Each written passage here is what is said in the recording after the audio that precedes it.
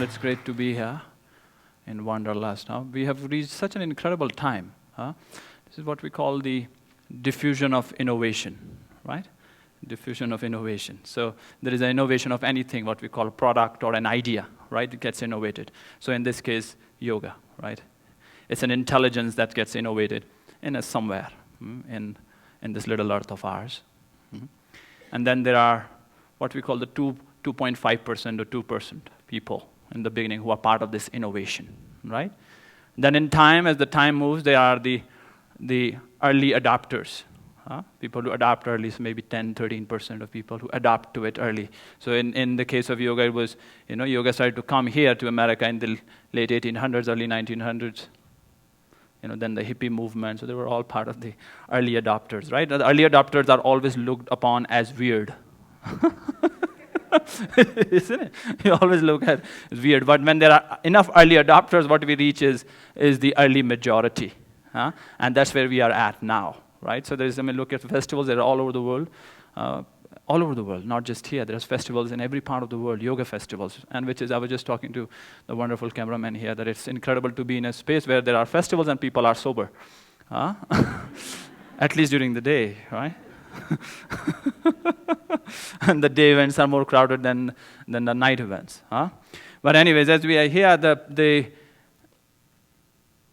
as we are going through this majority, the early majority where the yoga is picking up and it is being taken on by more and more people, the movement is shifting our consumption habits, right? It is changing what we consume as a people. We consume organic food now, we consume cold-pressed juices, isn't it? We consume turmeric. We consume yoga festivals. So it's a magnificent thing that there is a profound shift on the level of consumption, which is helping shift what we get from the world on the level of economy, right, where the economy is driven from, which is a magnificent shift. But the next level, with the invitation of yoga, is really to take it to the next level now, to the next level, that this early majority become the new innovators. That is the invitation, that we become the new innovators.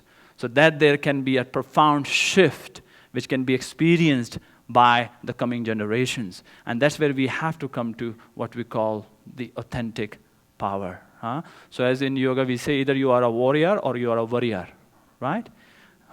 So in the mind, and we look at human history, we have constantly looked upon power and external force. We are constantly looking for power on an external level, driven on a fundamental level by fear.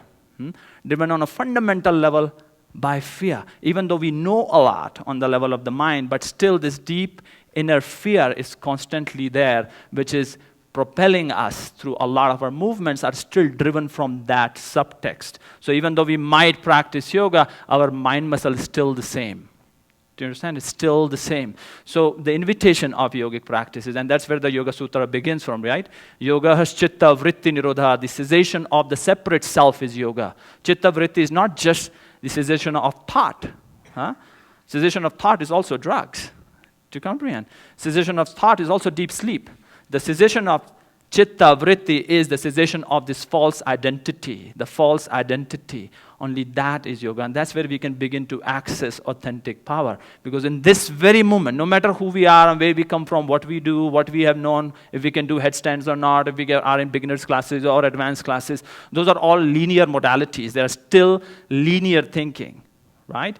When we come into the spiritual realm, we have to drop the linear thinking. We have to drop the obsession with the linear way of moving through life. Because in the linear movement, we are constantly fighting the time. Constantly fighting the time. And that is where the ego and the mind exist. The ego and the mind exist in the linear realm, right? Linear. The mind is constantly learning only in linear time. The ego is constantly looking for self in linear time. And that's where majority of our spirituality gets hijacked. A lot of our yoga practice, and you're all practitioners, right? You're aware of that. Your practice can be often hijacked by the ego and the mind. So even our spirituality is nothing more sometimes than a new mask we have. Do you comprehend? We just say namaste instead of hi. We might shop at Lululemon, which is great, right? We might Do you understand? Go to different festival, which is magnificent, as I said in the beginning. But again, it can just be hijacked by the ego and the mind to look for itself in time. So we have to really realize as we are here that what keeps us from authentic power is ego. And there is a new movement which says we should have a healthy ego. Have you heard that thing? Healthy ego? It's like saying you should have a healthy cancer. It's just not possible, you see? Healthy ego. The ego is a defense mechanism. When this individual consciousness gets separate from its true self, enters space-time, and its entry into space-time, there is an original scarring. So when we enter this space-time continuum, we all cry, right? Nobody's laughing, born laughing. We all are entered into this world crying. There's a shock, initial shock, and as we start moving in time, this sense of separation sets in. And what the mind projects, we project is the ego. So ego has 4 fundamental characteristics, right? That it exists in a state of threat. It is constantly existing in a state of disconnect. So it's me here and you there. Do you comprehend? It is constantly isolated. It's what about me? At its very base of its way and mechanisms is what about me? Me as a separate entity from the whole. So even right now, there is me, and then the mind is saying, oh, do I know this? Oh, I have heard this before. What the heck is he talking about? All that crap that goes off in the mind, right? So the ego, first expression of the ego is exists in a state of existential threat, that it experiences life as a threat. Because it experiences life as a threat, what it looks for is security. Do you understand? It's constantly looking for security. And the more it looks for security, the deeper insecure it feels, right? More and more insecure it feels. And because it feels insecure, it wants to control. It looks for control, controlling more and more. And because when it's starting to get a little bit control, what it starts to look for is worthiness, validation. Do you understand? Validation and self-worth. It's constantly moving into these realms. So even though we might be engaging in spiritual practices or yoga, it will still take that to look for self-worth. Do you comprehend? To kind of just improve on itself, but never discover what it's looking for. So it's constantly looking. There's a distinction there when you're looking for something or you are discovering that which you're looking for. And that's where yoga begins, right? That's what authentic power is, that you're not looking anymore. You are discovering that which you have been looking. And that's a subtle shift, but it's very powerful when you begin to discover instead of seeking, instead of being a seeker, you shift your awareness and you become a discoverer in the now. That's where we call Brahmana begins, right? That's where yoga begins and that's where it ends. That's the end of the ego mastering your mind. And then the mind becomes a slave or a servant to our consciousness, You see, otherwise, we are constantly looking for self in time. When we are looking for self in time, no matter what we are doing, all our doing is to look for love. Do you understand? It's to look for love, to look for self-worth, to look for something, to get something out of life. So we are always looking subconsciously to manipulate. Do you comprehend? Manipulate our practice, manipulate things to get something, to get a feeling out of it. So it is a big potential invitation wasted. The potential of that practice becomes very limited. So in yoga, when we talk about Brahmana, thou art that, aham brahmasmi, the invitation is to really turn your attention inward right now. And when we say inward, in this very moment, it's in the beginning only inward, right? Because when you go inward, you really realize there is no inward. Because if I say to you, look inward, we use this term a lot in yoga, right? Look inward. If you look inward, what do you find? I mean, you go inward where? Right? Like, open this heart up, it's really not pretty in there. Right? So look inward where? So it's just a figure of speech, right? It's really consciousness turning on itself. The consciousness becoming the object also. The self, instead of being focused on the world, the object and the subject become one. The consciousness turns on itself. And that's what we call self-realization. That's where you get plugged into what we call God. God right now in this very moment. And remember, no matter how much you practice, it will never happen in time. That realization, that experience of God or self or whatever we want to call it, that will never happen in time. You don't have to be waiting for it. It will never happen tomorrow. It will never happen after secondary series. It will never happen after 300 hours. It will never happen after a particular retreat. It will never happen even after you come to India. It will never happen in time. It can only happen now. The integration of that authentic power will happen in time. That's where the practices are important. Our consumption habits are important. What sangha we commune with is important. But these things will not take us to the authentic power, because if we are waiting for it, then it's the mind and the ego which are hijacking our practice. Do you understand? Still the same mind muscle, competitiveness, linear comparison, constant insecurities. How many of you are yoga teachers here? Anyone?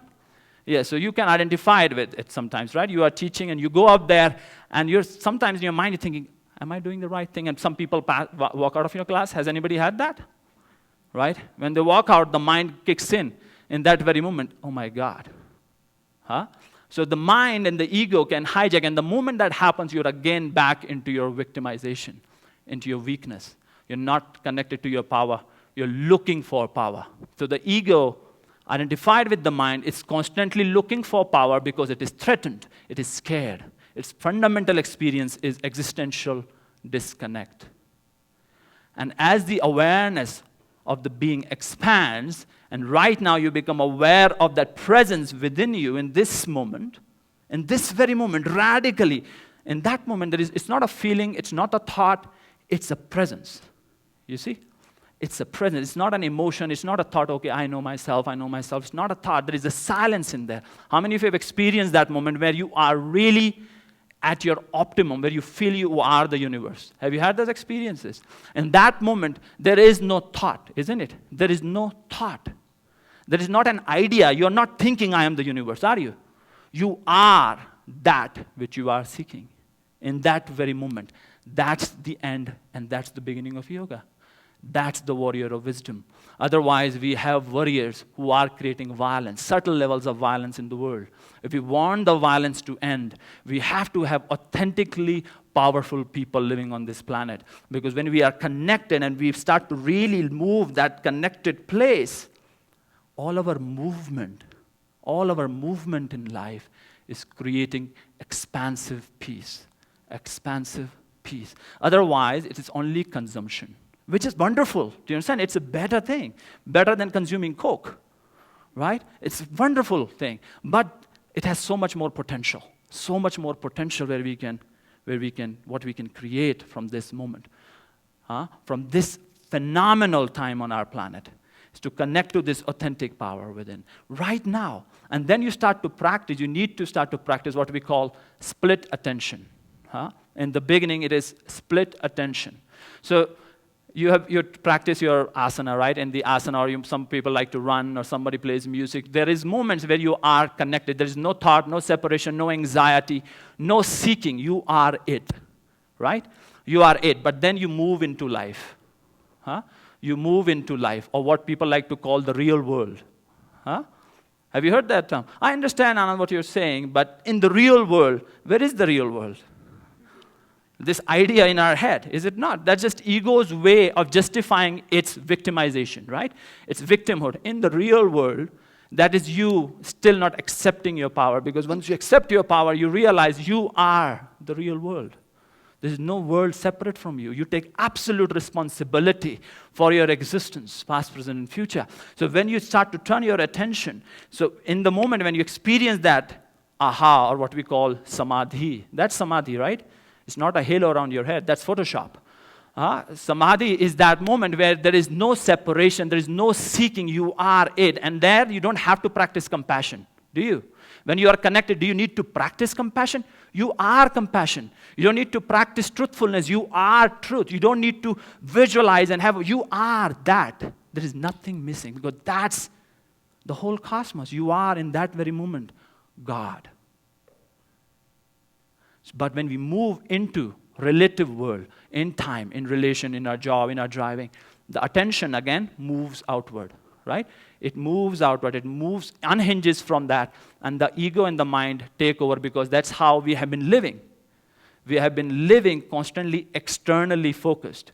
So even though we experience that connection in the class or in our practice, in our music, in our meditation, but the moment we move out, that attention is gone because there is a habit there, right? So we must practice what we call split attention, that even when you move into the world, into the life, into right here, into the food eating, into the music, wherever you go, that you practice that in your movement, even though you're moving, you're also aware of that which is unmoving right now. Are you aware of that? Can you all be aware of that which is unmoving within you? That is what all yoga is trying to lead us to, right? Sthiram sukham asanam. Even our asana is what? Sthiram sukham. Stillness. Huh? Rumi says the one who has never spoken. The silent one who has never spoken a word. He speaks when you are silent. He's silent when you speak. That silent presence, which is presence right here, right now, and if we can really hold our awareness, even when we are moving through time, that's where the split after a while ceases. But in the beginning, it has to be a split practice. Otherwise, split attention. Otherwise, it's only an idea in your head. Do you comprehend? In the moment we practice and we feel uplifted, we get the high, but the moment we move back into time, into relative world, the power is given up. We are disconnected, and we still subconsciously start looking for power, start looking for love, start looking for self-worth. You understand? And then we wear a t-shirt which says, love yourself. But you cannot love yourself if you are in ego. Ego cannot love. You see? Ego is incapable of love. You are love. You can never find love. You can never find God. If you're looking for God, you will never find it. You can never find love because love is who you are. You can only experience love. Otherwise, nothing more than a superstition. Is it not? It's a superstition. God is superstition. Love is superstition. Samadhi is superstition. Anything which is not in your experience is superstition. If power is not in your experience, it is a superstition. It's a belief system, an idea we are looking for, which keeps you what? Weak. Is it not? The very thing you look for keeps you weak. When you bring it to your experience right now, then it's not a figment of your imagination. It becomes your visceral reality. But somewhere, the ego is so tricky, there is so deep unworthiness pattern in our being that we feel we need to be a certain way to have that authentic power. Do you understand? We need to be a certain way. We need to be different. We need to get somewhere. Only then that experience can be valid. So we don't allow ourselves even to experience that right now. And if you can experience, just allow yourself right now, and then from that moment, practice the split attention, even when you move into time. Just hold your awareness there. You're talking or you're listening, see who's listening. When you're talking, see who's talking. Do you understand? When you are running, be aware of who's running. And as these practices you start to cultivate over and over in time, in some time it becomes integrated. It becomes integrated into your system. Then there is no difference between within and without. Then you don't need to look within. Because look within is also a beginning concept. Because it drops. Is it not? It drops because within and without merge. You are it. And when that becomes a consistent experience, that's where we call a warrior of wisdom, you see? A warrior of wisdom, or what we call the awakened being. Awakened being is not somewhere far-fetched in some cave. Now there is cell phones even in the cave. I was in the cave, meditating, and then outside I hear a Bollywood song. A Baba and his cell phone. So we are living in a different age now. Technology is everywhere. Which is a wonderful gift, but also the biggest obstacle, is it not? So awareness is the key. If we can really come to that point of awareness, split attention, even when you're in your movement, you stay aware, constantly check back that are you giving up your power to the world? Are you giving up? How do you give up? The moment you seek, the moment you are in your ego, disconnected, you are looking for something. You're looking for it. You understand? Then your intention is messed up. So even though you might be going to give a talk or you might be going to teach a class, you might say to yourself, I want to help people. But your inner intention is to be liked. Do you comprehend? Your inner intention is to please. Your inner intention is to create a mood where people leave and you can feel better about it. Do you understand? So in that place, there is that ego politics is always going to continue. But if we as individuals can really commit to this, and it takes commitment. It takes commitment to live from that place, because sometimes when you do live from that place, it's painful in the beginning. Do you comprehend? It is painful to the mind and the ego. It is painful. That's why when you look at the yogis, there is a fierceness to the yogic tradition, right? Shiva with the trident, Kali with the sword, Milarepa with the trident. So there is an intensity there, because when you commit to this, there are things which will dissolve. Your tendencies, your investments, they dissolve. And in the beginning, it might feel like death. In the beginning only. But if we can commit and we can stay enough with it, it drops. The fear drops. Because fear is a projection of the ego. Only of the ego. When we are in ego, we are only afraid. We can sing about love. We can look for power. Our power in the ego is power over somebody, over something. It's a power of manipulation, which has been going on in our world. The more and more educated we have gotten, the more and more controlling of each other we have gotten. Is it not? The more and more refined in our technology we have gotten in the world, the more and more controlling we have gotten. We have moved away more and more from authentic power, and we're looking for power. From that place, there is only an experience of lack. Only an experience of lack. No matter who you are, no matter how much you have, there is always lack. The ego place is always this state of restlessness moving in you.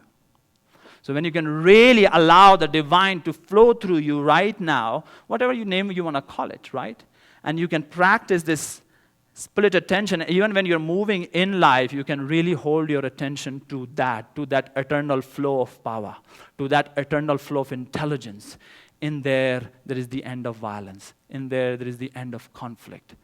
Because you feel, you think, you experience on a visceral level what you have been seeking all your life. And we can never get there in time. It's a flip which has to go right now. So when the Buddha is meditating under the tree, he's not going, I'm 5% Buddha, I'm 10%, I'm 15%. No. He is Buddha like that. Do you understand? That's why it's called the moment of enlightenment. Are you aware of that, right? It's not called, the process. It's the moment of enlightenment. It's the moment of awakening. But then the consistency has to happen through our practice. We move away from that place through our mind and the ego. And then our practice gets hijacked by the mind and the ego. So it is very important to really hold this awareness if we are interested, that is, in experiencing authentic power, being a warrior of wisdom. Otherwise, we are warrior, and we have a lot of intellectual data. Do you understand? It's just intellect, not wisdom. Wisdom is experiential. Intellect is only data. It's just information on the mind. When you are in your wisdom, you are experiencing what you're seeking. You are experiencing. You're not talking about compassion. You are experiencing compassion. You're not trying to be truthful. You are experiencing truth. Do you understand? So when in the Yamas and Niyamas, when Patanjali says, Satya, have you read Yoga Sutras? How many of you have read Yoga Sutras, right? So when Patanjali says Satya, he's not asking you to be truthful. Do you understand? Because the ego cannot be truthful. Ego can only be what? Opinionated. It can have opinions, right? But when you connect, you drop the ego and you merge from that place, you are truth. It cannot be put into words, but your experience is of truth. Your experience is of truth. That place is the most powerful place. It's right here happening inside of you. That which has become the sun, the moon, the stars, the whole galaxies around you has also become you. When we can viscerally realize that, not as a mind idea, we can viscerally realize that's the most important teaching. That's the most important practice. Everything else comes second to that. And when we can really live and practice from that place consistently, we are warriors of wisdom. Our presence emanates peace because we are not trying to manipulate and try to get something out of the situation. You see? We are really entering a space with the very pure intention of serving. Of serving. And there might be people who would like you. There might be people who don't like you, right? Because as long as you're alive, you will have people who don't like you. Is it not? So the only way to be liked by everybody in India, we say, is to die. Right? Physically, not spiritually. When you physically die, everybody likes you. So as long as you are in the body, there will be people who won't like you, who would think you're just full of crap, for lack of a better word. Is it not? But if you are in the ego, that will create again violence in you. So that's why we don't want to be seen then. Do you understand? Even when we are seen, we are so insecure, we are afraid of our own light because we are open. The light has been hijacked by the ego. It is still looking to be called light. So when you can surrender that tendency and you can turn here, then your presence is not seeking anything. It's not seeking anything. It's not trying to pursue anything. It is expressing its brilliance. It is expressing its brilliance. It is not seeking brilliance. It is expressing its divinity. It's not seeking divinity anymore.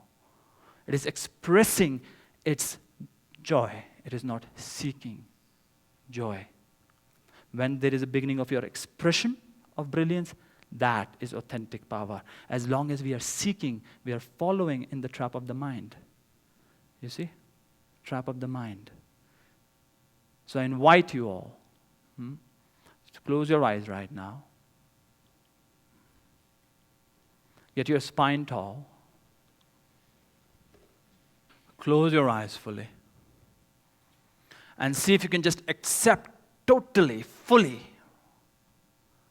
that which is beyond all description. That right now, in this very moment, the greatest of greatest powers is at the very core of your being. There is nothing greater than that. That is a fact. It's not a theosophy. It's not an ideology. It's not a religious belief system. That is a fact. When you take it as a fact, there is a liberation happens. Right now, at the very core of your being is the greatest intelligence there is. And if you can hold, it is longing for your awareness. If you can turn your attention to it, after a mile you merge. You merge into it. That is yoga. And when you move from that place, everything you do is yoga. Everything you express is yoga. That is the most powerful being. You don't need to be any other way. You need to first accept and allow this power to flow through you. And be aware of it as you move in time, as you move out of your room. Then when the mind comes, the thought comes, just step back and reconnect to this authentic power within you.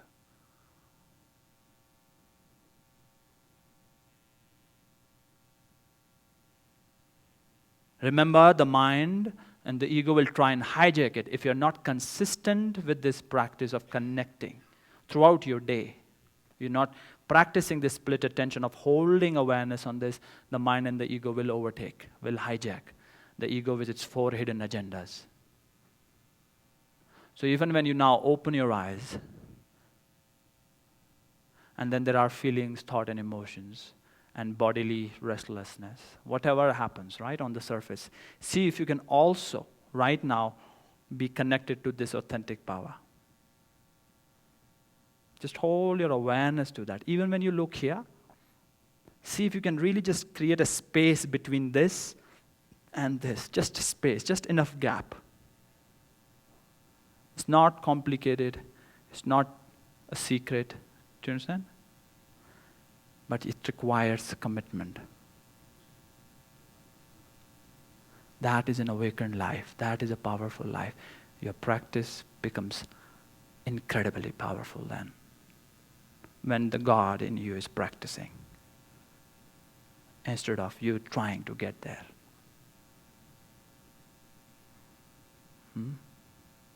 Hold that awareness. Now, throughout your day, wherever you go, and as you are in this magnificent, beautiful festival, as you walk through the spaces here, as you take all these beautiful classes and such great opportunities which are here, to submerge yourself in this ancient and yet so relatable.